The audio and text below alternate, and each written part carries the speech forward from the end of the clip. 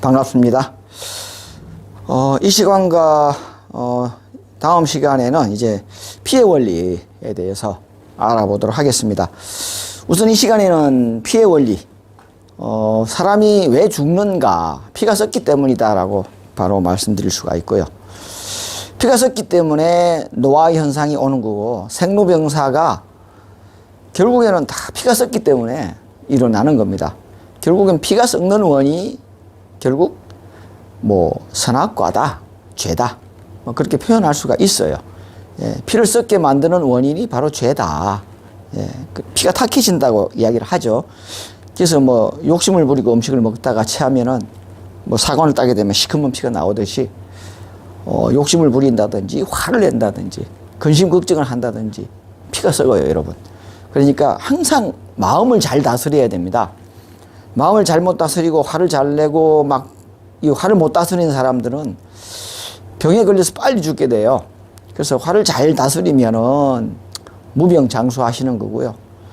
화를 잘 못 다스리면은 우리나라에만 있다 그러죠. 화병이라는 게. 화병이라는 아예 고유명사가 생겼다고 하죠. 가슴앓이죠. 참 그렇습니다. 그래서 이 시간에는 피해의 원리에 대해서 차근차근 훑어보도록 하겠습니다. 생명의 근본 물질이 바로 피죠, 그죠? 피로 말미암아 살이 만들어지고 뼈가 만들어지고 또 뼈에서 또 피가 새로 또 재조성되고 또 세포가 노쇠화되고 세포도 만들어주고, 그래서 노화 현상은 세포가 노화되는 현상이다라고 표현할 수가 있죠. 자, 내용에 들어가겠습니다. 인간의 몸속에는 어떤 신비한 그 무엇이 존재하기에 살아서 움직일 수 있는가? 한마디로 생명입니다. 인간의 생명. 인간뿐만이 아니죠. 식물도 동물도 다 생명이 있습니다. 인체의 세포는 일정 기간이 지나면 보통 28일 정도라고 하죠. 죽고 새로운 세포를 탄생시켜 계속 새로운 생명을 유지하고 있다. 앞에 있는 세포가 죽으면서 똑같은 세포를 복제해 놓고 죽습니다. 그 세포는 이제 소변이나 대변 이렇게 이쪽으로 세포가 빠져나가거나, 죽은 세포는 또 피부 세포는 이렇게 때로 빠져나온다고 하죠. 그러면 각각의 세포가 계속해서 새롭게 탄생되고 있듯이 신체의 모든 기관도 새롭게 탄생될 수가 저는 없는 것인가? 현대 첨단 과학에서도 아직 이러한 의문에 시원한 대답을 못하고 있다. 공상과학량, 도마뱀 같은 경우 그런 경우가 있죠. 꼬리가 잘리면 나오고, 또 팔이 잘리니까 팔이 쑥 나오고, 사람도 그럴 수만 있다면 참 좋겠지요. 그렇게 안 되니까 줄기세포라는 것을 자꾸 연구를 해가지고, 사람이 귀가 없는 사람은 귀를 갖다가 허벅지나 이런데 해가지고 키워가지고 여기다가 접합 수술을 한다고 합니다. 공상과학량에 나오는 것처럼 팔이 잘렸다고 팔이 쑥 나오면 참 좋겠죠, 그죠? 자, 이러한 가장 근본적이면서도 해결되지 않는 문제들을 어떻게 어렵게 먼 데서만 찾아보려고 애쓸 것이 아니라 우리의 가까운 주변에서 우선 나 자신의 몸에서 일어나는 현상에서부터 차근차근 새로운 시각으로 검토해 보도록 하죠. 어렵지 않습니다. 근데 다만 평소에 생각지 못했던 부분이 이제 말씀드리게 될 거예요. 그렇지만은 공감이 가는 아주 쉬운 내용입니다. 보죠. 마음먹은 대로 피가 변한다. 그렇죠? 내가 할 수 있다고 마음먹으면 할 수 있는 겁니다. 할 수 없다고 마음먹으면 할 수 없는 겁니다. 그래서 할 수 있다고 생각하는 사람은 이걸 해낼 수 있는 방법을 찾고요. 할 수 없다고 생각하는 사람은 할 수 없는 핑계거리만 찾는다. 그렇게들 이야기 하잖아요. 그러니까 마음먹은 대로 그 사람이 그렇게 만들어지는 거예요. 그래서 의지력이 강한 사람, 의지력이 약한 사람, 그렇게 구분할 수 있겠죠. 피가 변하면서 몸이 변합니다. 그러니까 씨름도 자꾸 해본 사람이 이기고 싸움도 자꾸 해본 사람이 잘한다고 하잖아요. 다음번에는 내가 어떻게 해서 이겨야지. 내가 이번에 이렇게 졌지만은 다음에는 어떻게 해서 이겨야지 공부를 하게 되고요. 나는 저 사람 못 이겨. 포기해버리면 그걸로 끝나는 거죠. 몸과 마음은 서로 다른 별개의 것이 아니요. 때려야 뗄 수 없는 하나이기 때문이다. 생각하는 대로 지금 여러분의 피는 변하고 있습니다. 예. 욕심을 부리면 피가 더러워집니다. 더러워진 피는 몸속에서 썩고 썩은 피 속에서 병균이 발생하므로 사람은 늙고 병들어 죽는 것입니다. 욕심을 부리고 음식을 먹으면 체하고 근심 걱정을 하면 얼굴에 기미가 끼는데 이것이 바로 욕심을 부리면 피가 썩는다는 증거입니다. 욕심은 죄요. 죄는 피를 썩게 만듭니다. 그래서 야고보서 1장 15절에 성경에 욕심이 잉태한 즉 죄를 낳고 죄가 장성한 즉 사망을 낳나니라. 예. 그러므로 욕심으로 인하여 사람이 죽는다는 것은 곧 피가 썩어서 죽는다는 것입니다. 자, 사람이 왜 죽을까요? 피가 썩기 때문이고, 피는 왜 썩을까요? 욕심을 부리기 때문이고, 욕심은 어디서 나올까요? 나라는 주체의식이 부린단 말입니다. 예. 그러니까 나라는 의식을 없애버리면 결국 욕심이 없어지고, 욕심이 없어지니까 피가 안 썩게 되고, 그러면 안 죽게 될 거 아니냐는 겁니다. 과연 이게 현실에서 가능할까요? 여기에는 몇 가지 넘어야 될 숙제가 있습니다. 단순히 이런 함수 가지고는 사람이 죽지 않는다라고 말하기가 좀 어렵습니다. 예. 이것도 마찬가지. 욕심으로 죽는다. 욕심이 죄다 말이야. 그럼 죄 때문에 죽는다. 그 본질은 사망구세 잡은 자 마귀다. 그래서 죄는 마귀다. 죄가 마귀고 욕심이 마귀고 죄가 마귀고 욕심이 죄고 죄가 마귀고 마귀가 선악과다. 원죄다. 선악과다.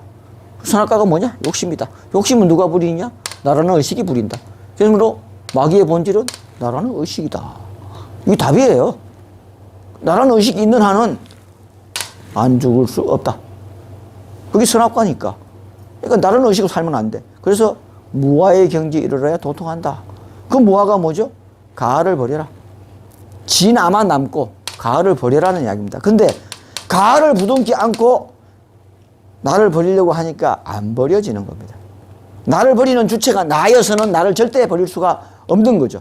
나를 죽이고 나를 버리는 주체는 나 아닌 하나님이여야, 진아인 하나님이여야 하는 거죠. 그러니까 가인 내가 아무리 애를 쓰고 기를 쓰고 아무리 노력하고 해봤자 안 됩니다. 나라는 의식을 떼놓을 수가 없기 때문에. 그래서 나라는 의식을 죽여야 되는데 어디에 나라는 의식이 죽이는 방법? 내가 죽여버리면 너가 없잖아요. 거기에는 오묘한 또 방법이 또 하나 있습니다. 네, 그 방법으로 이제 가볼까요? 욕심으로 죽는다. 죄 때문에 죽는다고 할 때 본질은 마귀다. 그래서 욕심이 잉태한 즉 죄를 낳고 죄가 장성한 즉 사망을 낳나니라 하고 야고보서 1장 15절에 적혀 있습니다. 욕심 자체가 죄요. 욕심은 나라는 주체의식이 부림으로 나라는 주체의식이 바로 죄의 뿌리인 원죄다. 욕심이 죄고 사망이고 나의 주체의식이 원죄니까 결국 사망구세 잡은 자가 마귀다. 마귀가 선악과고 사망의 원인이고 죄고 그렇다는 이야기가 되겠습니다. 생명을 가진 인간에게 피는 필수적이다. 그래서 뭐 결론적으로 말하자면 마귀 피가 있고 하나님 피가 인간에는 섞여 있다. 피는 뭐죠? 마음이죠. 마귀 마음도 있고 하나님 마음도 있고 두 가지가 사람에게는 섞여 있다. 이걸 원심 두르기로 해서 마귀 피를 없애버려야 된다라는 게 오늘의 주제가 되겠습니다. 피의 작용으로 인해 사람의 생각과 감정 그리고 기분과 컨디션 등이 좌우되고 있기 때문에 왜? 피는 생명이니까. 피는 생명입니다. 그러나 이 생명도 하나님이 주체가 된 생명이 사람을 움직이게 하고 생각하게 하고 하는 겁니다. 예.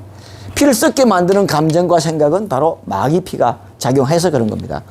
사람에게 피가 부족하면 빈혈이 일어납니다. 빈혈이 일어날 때 어지러우면서 동시에 의식이 흐려지는 것을 느끼게 됩니다. 피를 많이 흘렸을 때도 마찬가지입니다. 피는 생명이기 때문에 피를 많이 흘리면 죽게 됩니다. 힘이 빠지면서 의식이 흐려지게 됩니다. 이는 피가 힘의 원천인 동시에 생각하는 힘, 즉 생각을 일으키는 원천이기도 하다는 것을 입증해 줍니다. 그래서 여러분 수혈을 받잖아요.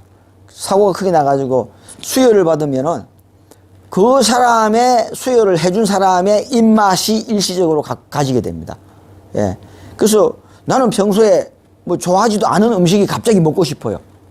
그러다가 이제 어느 정도 기간이 지나면 원래 자기 피가 이제 자기 생각으로 만들어지기 때문에 자기 입맛에 맞는 걸로 돌아가지만은 다른 사람의 피를 받고 나면은 그 사람이 좋아하던 음식을 내가 먹고 싶게 돼요.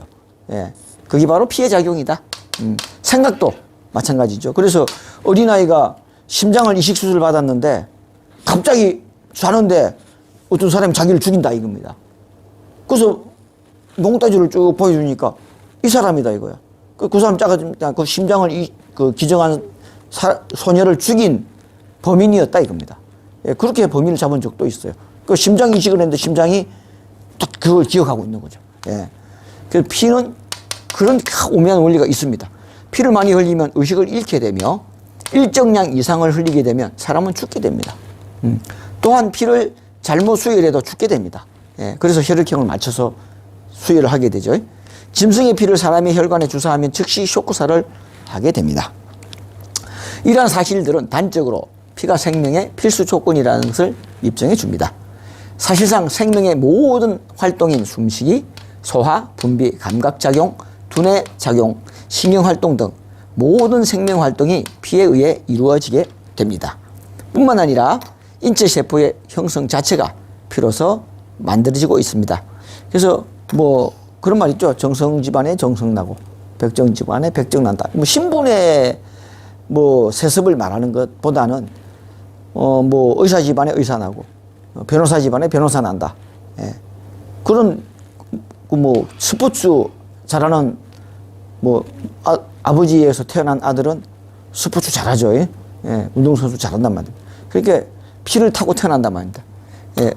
또 노래를 잘하는 사람 가수 아들은 또 노래 또 잘해요. 예. 또 간혹 그렇지 않은 경우도 들어 있습니다. 엄마 피를 받은 사람이 엄마 피가 성격을 많이 받은 사람은 또 그렇지 않은 경우도 또 있습니다. 자, 그 피가 참 오묘합니다. 그래서 피는 마음의 상태에 따라 순간순간 변화하고 있습니다. 피는 고정된 물질이 아니며 순간순간 살아서 변화를 일으키고 있는 생명체입니다. 화가 난 사람은 심장 박동이 빠르고 불규칙해지며 불빛이 붉게 변화가 됩니다. 겁에 질린 사람은 얼굴이 검게 변하고 기뻐하는 사람도 얼굴이 붉어지지만 그 빛이 밝게 느껴지게 됩니다. 감정에 따라서 얼굴빛이 달라진다는 것은 곧 마음 상태에 따라서 피의 상태가 달라진다는 것을 말합니다. 사람의 혈액형에 따라 성격의 차이가 있다는 것은 상식적인 사실입니다. 후천적인 현상이나 환경이나 노력 여하에 따라서 얼마간의 차이가 있기도 하지만 본래 바탕의 성격은 혈액형과 일치하게 됩니다. 예를 들어서 똑같이 한날 한시에 태어난 쌍둥이는 얼굴이 같죠. 성격도 비슷하죠. 그러나 어린 시절에 큰애는 어머니가 서울에서 데리고 살고 작은애는 시골에서 할머니가 데리고 살았다고 합시다. 20세가 돼서 고등학교까지 졸업하고 만났어요. 전혀 다른 사람입니다. 한 사람은 엄마가 키운 사람은 키가 크고 아주 순하고 할머니가 키운 사람은 아주 거칠고 키도 작고 성격도 다르고 후천적인 영향이 굉장히 많이 미친다. 선천적인 영향도 같은 환경에 같이 자랐더라면 비슷했겠죠. 근데 다 전혀 다른 환경에서 자라놓으니까 전혀 다른 얼굴에 키도 다르고 성격도 달라지는 그런 현상이. 왜냐? 만나는 사람도 다르지요. 먹는 음식도 다르지요. 그렇죠? 예, 그렇기 때문에 만나는 사람과 환경에 큰 영향을 받는다. A형의 피를 가진 사람은 꼼꼼하고 생각이 깊은 편이며 B형은 남의 성격에 잘 적응하는 사교성이 있으며 O형은 고집이 세고 적극적이다. 이와 같이 혈액의 형태에 따라서 성격의 차이가 나는 것은 피의 작용이 곧 마음 작용임을 입증해주는 것입니다. 그러므로 피의 작용은 마음 작용이고 마음 작용은 바로 행동 작용이다 하는 것을 알 수가 있게 됩니다. 피가 썩는 현상, 욕심을 부리면 피가 썩는다. 욕심을 부리고 음식을 먹으면 체하는 것은 바로 그 때문이다.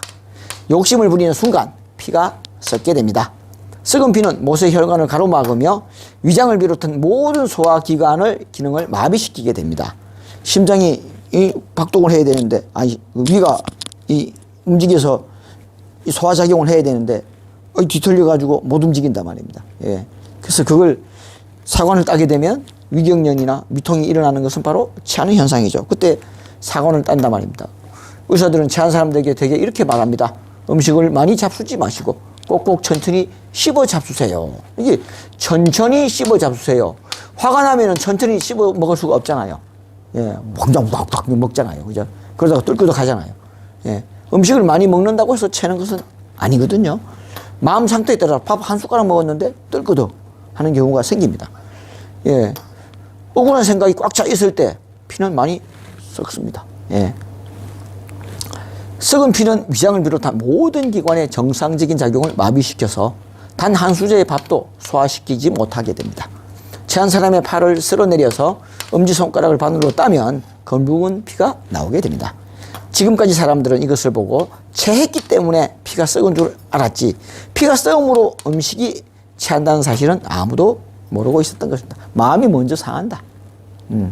그렇습니다. 이런 검붉은 피가 한두 방울 나오고 나면 모세혈관이 막혀서 압력을 받고 있던 혈액이 뚫리면서 그 혈액이 순환되기 시작합니다. 사람이 피가요, 심장에서 나와서 온몸을 한 바퀴 도는데 시간이 얼마나 걸릴까요? 아주 많이 걸립니다. 60초 걸립니다. 1분. 단 1분밖에 걸리지 않습니다. 그러니까 독사에 탁 물렸을 때 바로 조치하지 않으면 죽게 되죠. 물렸을 때 바로 조치해야 됩니다.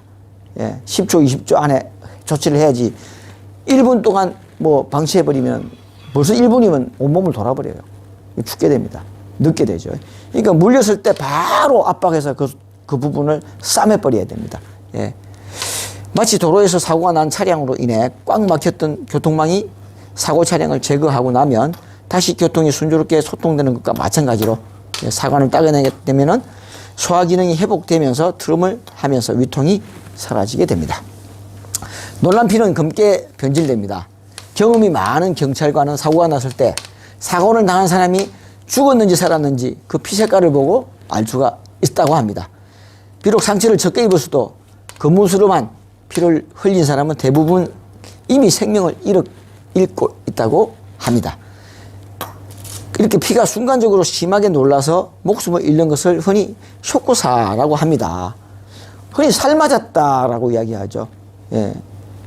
참 큰 갑자기 위협을 느꼈다든지, 예. 갑자기 뭐 그런 놀랬다든지 하는 순간에 쇼크사를 하게 됩니다. 놀란 사람은 얼굴이 검게 변하는데 이것은 피가 변질된 것입니다. 걱정 근심을 해도 피가 변합니다. 근심 걱정이 많은 사람은 얼굴에 기미가 끼게 되는데 이것은 근심 걱정으로 말미암아 변질된 피가 얼굴에 있는 모세혈관에 축적된 현상이 기미가 껴는 현상입니다. 예. 그러므로 마음 상태에 따라서 피가 변질된다는 것을 알 수가 있습니다. 그래서 얼굴 보면 참 저 사람의 마음이 편하구나, 화가 났구나, 근심 걱정이 있구나 이렇게 알 수가 있죠. 예. 그래서 표정 보고 피하기도 하고 가까이 접근하기도 하고 오늘 저 사람 기분이 좋아 보이니까 예, 하고 접근하기도 하고, 아유 오늘 저 사람 잘못했다가는 도박 쓰겠다 싶으면 피하게 됩니다. 예. 피가 변질되었다는 것은 무엇을 말하는가? 산화되었다는 것을 말한다. 화를 잘 내는 사람은 피가 산성으로 변합니다. 화를 잔뜩 낸 사람 옆에 가보세요. 단내가 납니다. 입에서 단내가 확확 납니다. 예, 그렇습니다.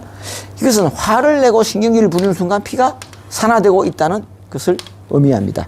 누구나 알 수가 있듯이 화가 났을 때 혼딱한 피가 머리를 한 바퀴 도는 것을 느낄 수가 있습니다. 1분 걸린다 그랬죠? 온몸을 도는데 피가 변질된다는 것은 피가 썩는 것이며 피가 썩는다는 것은 곧 피가 죽는다는 것을 의미합니다.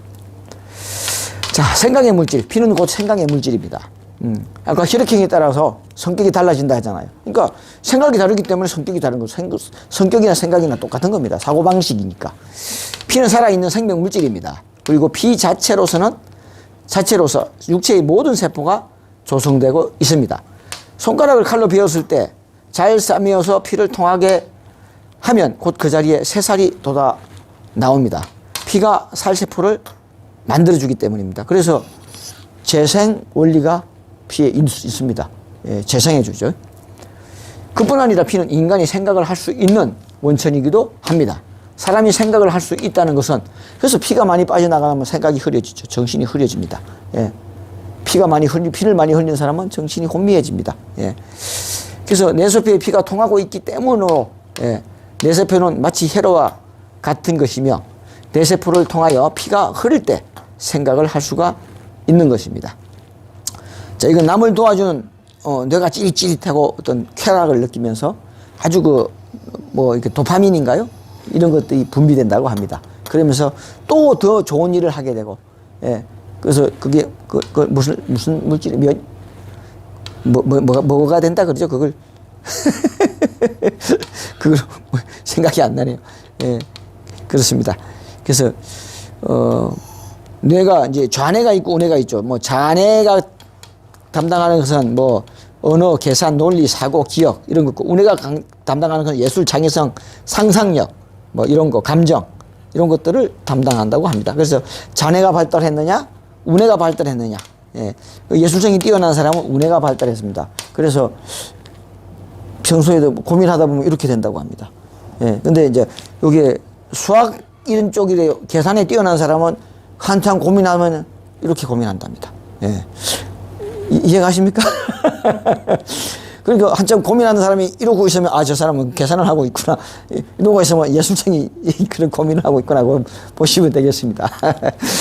재밌는 이야기죠. 예. 지식인과 농부의 대뇌를 해보아여 비교해 본 결과 지식인은 두뇌 깊숙이까지 실핏줄이 많이 발달해 있는 반면에 두뇌를 별로 쓰지 않는 농부의 경우 두뇌 내부에 거의 실핏줄이 발달되지 않은 것을 비교해 볼 수가 있습니다.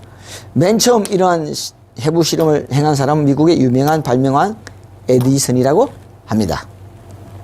그러므로 피해작용은 곧 사고작용이다. 따라서 많은 피를 수혈받은 사람은 그 성격까지 변합니다. 피는 매우 예민한 정보 저장 물질입니다.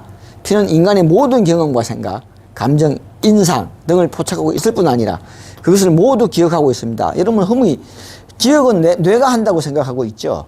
그러나 저장은 뇌에 할 줄 몰라도 모든 기억은 피가 가지고 있습니다. 피가 돌면서 마치 이 헤더를 지나가게 되죠. 그래서 그 녹음기 헤더랄까요?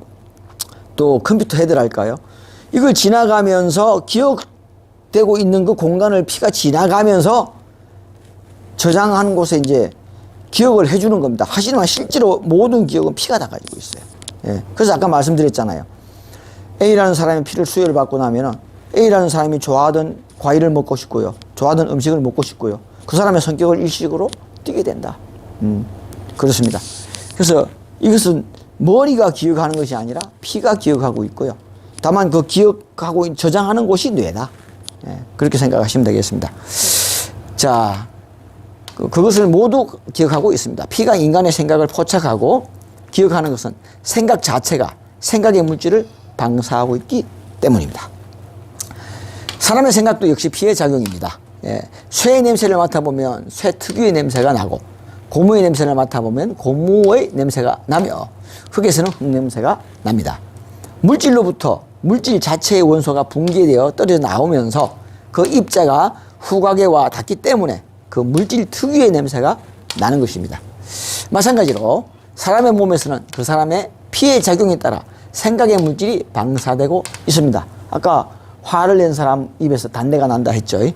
이제 또 예를 들어 기뻐하는 사람 곁에 있으면 덩달아 마음이 기뻐집니다. 예. 우울한 사람 곁에 있으면 덩달아 마음이 우울해집니다. 예. 사람의 생각 물질로 스스로 교감하고 전달되고 있기 때문입니다. 그걸 갖다가 감염된다, 오염된다, 전염된다 그렇게 표현하죠. 사람으로부터 쏟아져 나가는 생각의 물질은 이심전심이라는 말도 있죠. 그죠? 예. 일종의 광선 물질입니다. 예, 빛이 나갑니다. 생각의 물질이 나갑니다. 그래서 옆 사람에게도 영향을 미치게 되고 한 사람이 졸고 있으면 졸음 물질이 나와서 옆 사람도 졸게 되고 또 옆 사람도 졸게 되고 주위 사람들이 졸게 됩니다. 그래서 그걸 뭐 나비 효과라고도 하죠. 원숭이가 지구 저 반대편에서 뭘 씻어 먹었다고 합니다. 사과를 씻어 먹었다라 뭐 배를 씻어 먹었다라 뭐 고구마를 씻어 먹었다라 씻어 먹으니까 그 반대편에 있는 원숭이들도 씻어 먹더라. 예. 이 반드시 뭐 거리가 떨어져 있다고 해서 그러지 않은 것도 아닙니다. 예. 그런 어떤 하나의 어떤 그런 나비 효과라고도 그것도 비슷한 거는 이런 것도 있죠. 그러니까 이런 현상이 벌어진다는 겁니다. 생각 그래서 이 한 사람이 선한 생각을 하면은 지구 반대편에 있는 사람도 선한 생각을 하게 되고요. 또 우측편에 있는 사람도 각 곳에 있는 사람들이 선한 생각을 하게 된다는 겁니다. 그래서 지금부터 저희들은 좋은 생각, 선한 생각, 지구를 살릴 수 있는 생각, 사람이 근본이 되는 생각, 사람이 사람을 위하고 사람을 미워하지 말고 서로가 서로를 위하고 서로 잘 되라고 축복해주는 그러한 생각들을 공유함으로써 이 세상이 더 밝고 더 나은 세상으로 나아갈 수 있다는 것을 말씀드리는 겁니다. 예. 그래서 사람으로부터 쏟아져 나가는 생각의 물질은 일종의 광선 물질인데 사람마다 생각하는 대로 그 빛깔과 모양이 변화하고 있습니다. 도둑질할 마음을 품고 있는 사람에게서는 시커먼 장마구름 같은 것이 뭉게뭉게 피어나면서 구린내 같은 고약한 냄새가 나오게 됩니다. 음란한 생각을 하는 사람에게서는 노르스름하고 초록빛이 나는 안개와 같은 물질이 나옵니다. 그 몸에서는 뱀 냄새 같은 비릿한 냄새가 나게 됩니다. 이와 같이 사람이 생각하는 대로 물질이 각각 다르게 풍겨 나가게 됩니다. 이미 소련의 과학자들은 심령과학이 발달돼 있죠. 소련에. 예. 사람 몸에서 눈에 보이지 않는 광선 물질이 방출되고 있다는 것을 발표했으며 이것을 사진을 찍어서 보여주고 있습니다. 이건 기일리언이라는 과학자입니다. 여자 과학자인데 이 사람을 사진을 찍었더니 고주파로 찍었더니 이렇게 이 편안한 생각을 이 사람이 지금 하고 있네요. 파란색의 물질이 나오는 것은 이분이 지금 편안한 마음 상태를 가지고 있다라는 것을 말하고요. 나뭇잎에서도 이렇게 광선이 납니다. 예. 자, 기일리언 사진이다. 기일리언이라는 과학자가, 예. 이건 이제 세르마 모소라는 박사가 찍었고요. 이 사람 이름이 바로 기일리언입니다. 예. 그래서 기일리언 사진이라고 합니다. 원래 오라 현상을 최초로 촬영한 사람 소련의 과학자 기일리언이라는 사람으로 고주파 고전압 저전류의 방전 상태에서 인체 및 동식물의 오로라를 촬영하는 데 성공했다. 1970년대에 와서는 오로라 현상은 미국, 유럽, 일본 등지에 알려지게 되었고 지금은 의학을 비롯한 여러 학문 분야에 널리 이용되고 있습니다. 그러나 그들은 과연 이것이 어떤 물질인지 알지 못하고 있습니다. 왜 그 남극인가요? 남극인가? 이 북극인가? 이게 오로라 현상이 벌어진다고 남극인가요? 벌어진다고 하죠. 그래서 이제 모르니까 오로라 현상이라고 이렇게 붙인 겁니다. 그러나 앞으로 연구가 지척되게 되면 인간의 몸에서 나오는 독소 물질이 어떻게 지구를 오염시키고 어떻게 생명체들을 섞어 들어가게 하는가 하는 것을 찾아내게 될 것입니다. 그 오염된 저수지가 있었잖아요. 그래서 수백 명이 그 오염된 저수지 손을 잡고 맑아져라고 기도했다고 합니다. 그리고는 조사해 봤더니 물이 맑아졌다고 하죠. 예. 우리 그거 하자 말입니다. 그거. 예. 이 세상이 좋아져라. 지금 여러분 해보세요. 이 세상이 좋아져라. 맑아져라. 이 세상이 좋은 세상이 되라 하고 기원하자 말입니다. 예. 그 운동을 지금부터 하자 말입니다. 예. 죄인의 몸에서는 독소 물질이 근데 안 되잖아요. 당장 정치인들 보세요. 뭐 노조, 뭐 노사 보세요. 서로 미워서 서로 상대방을 주저앉히지 못해서 참 악의 화신도 그런 악의 화신이 없죠. 너의 불행이 나의 행복이라. 그쵸? 참 꼭 그 사람이 잘못돼야 쾌감을 느끼고 꼭 그 사람의 약점을 자꾸 비틀어 놔야 속이 시원한가 봐요. 예. 죄인의 몸에서는 독소 물질이, 부정적인 물질이 먼저 나온단 말입니다. 그러니까 문제인 거죠. 아무리 좋은 생각을 하려고 노력해도 우선은 나쁜 생각이 지배적이다. 이 독소 물질은 바로 썩은 피로부터 방사되는 물질이며 그것은 곧 악한 마음에서 나온 물질입니다. 그래서 인간은 근본적으로 악하다. 오히려 선보다 악이 더 강하다 말입니다. 반면에 의인의 몸에서는 생명의 물질이 쏟아져 나갑니다. 이 생명의 물질은 바로 만물을 썩이는 독소 물질을 제거하면서 만물의 생명을 불어넣게 됩니다. 아까 말했죠. 수백 명이 좋은 생각을 하자 말입니다. 좋은 생각. 지구가 좋아진다. 맑아진다. 앞으로 잘 살게 될 것이다. 좋은 세상이 올 것이다. 맑아져라. 깨끗해져라. 선해져라. 그런 운동을 지금 해야 되는 겁니다. 지구를 살리려면 인간이 먼저 변해야 됩니다. 오염물질이 어떻고, 지구 온난화가 어떻고, 온실가스가 어떻고 하기 이전에 내 마음부터, 나 자신의 마음부터 좋은 마음으로 바꿔먹는 운동을, 노력을 해야 되겠죠. 쉽지 않을 겁니다. 그렇지만 해봅시다. 예. 이렇게 나무 잎에서 이렇게 빛이 납니다. 예. 죽어가는, 떨어지는 잎입니다. 근데 이렇게 아직 조금은 이렇게 빛이 조금 나죠. 예. 이 사람이 이 인주입니다. 사람이 그 유리판에다가 놓고 밑에 찍은 거죠. 이렇게 사람 손에서 이렇게 빛이 납니다. 예. 동전에서도 사람이 만졌기 때문에, 예. 만지다가 넣기 때문에 이렇게 빛이 나고요. 이 고유에서도 빛이 발산하죠. 광물질이니까. 예. 자, 아마 가장 것은 아마 제가 이 사람이 만졌기 때문에 이런 빛이 나지 않을까 이렇게 유추해 봅니다. 물 입자입니다. 뭐 감사하는 마음을 먹었을 때 물 보고 아까 저 맑아진다 했잖아요. 물이. 예. 참 선한 마음 감사하다 감사하다 감사하다 뭐 이런 입자를 띱니다. 물 보고 고맙습니다 고맙습니다 이런 물질을 띄고 이태리에서는 이렇답니다. 독일에서도 단케 이거 뭐 그레이즈 그래서 이태리 그레이즈라고 하는 모양입니다. 예. 중국에서도 감사합니다 감사합니다 땡큐. 예. 메르시 뭐 메르시가 뭐 프랑스입니까? 그러니까 고맙다는 표현을 하면 이렇게 좋은 모양을 띱니다. 근데 이 망할 놈의 새끼, 망할 놈의 새끼, 이 악마야, 넌 바보야, 예? 짜증나 죽여버릴 거야. 뭐 완전히 뭐 피가 막 딜레마에 빠지는 모양입니다. 예? 기도하기 전에는 이런 모양을 띠던 물이 기도를 하고 나면은 이렇게 변한답니다. 좋은 입자로 감사하는 마음으로. 그래서 저희들은 꼭 물을 한 컵 떠놓고 기도하고 마시라고 합니다. 예, 감사 기도를 하고 마시라고 합니다. 예. 또 뭐뭐뭐 해주세요. 또 비슷하죠. 예. 근데 이 망할 놈아 어떻게 가만두지 못해. 예? 당장 멋지 못해. 하면 이렇게 뭐라 하면은 물도 충격을 받나 봐요. 이렇게 험상궂게 물이 충격을 받는답니다. 그래서 모든 것이 사람이 그 근본이 되는 거죠. 식물에도 감정이 있다. 사람으로부터 생각의 물질이 방사되고 있습니다. 막 말씀드렸죠. 육감이라든지 분위기라든지 하는 말로서 표현되기도 합니다. 이른바 텔레파시, 정신교감이라고 하죠. 생각의 전달도 일종의 생각의 물질을 포착하는 기능이 인간에게 있기 때문입니다. 이것은 사람에게만 국한되는 현상이 아니요. 온 세상 만물이 다 고유의 물질을 방출하고 하며 방출된 물질을 교환하고 있습니다. 우리나라의 옛 속담에 나라가 망하려면 소나무가 말라 죽는다는 말이 있지요.